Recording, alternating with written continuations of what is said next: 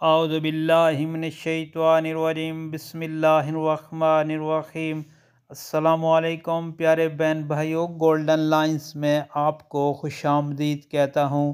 اللہ پاک سے دعا ہے آپ کو عافیت کے سائے میں رکھے، آمین یا رب العالمین۔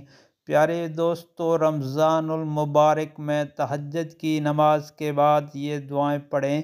جب آپ تہجد کی نماز پڑھیں اس کے بعد یہ دعائیں پڑھیں تو پڑھنا ہے بسم اللہ الرحمن الرحیم، سبحان اللہ و بحمدہ، سبحان اللہ العظیم، سبحان اللہ و بحمدہ، سبحان اللہ العظیم، اللہم صلی علی محمد وعلی آل محمد، لا الہ الا انت سبحانک انی کنت من الظالمین، استغفر اللہ، لا الہ الا اللہ محمد رسول اللہ، استغفر اللہ الذی لا الہ الا ہوا، انک انت السمیع العلیم، ان اللہ علی کل شیء قدیر، لا حول ولا قوت الا باللہ۔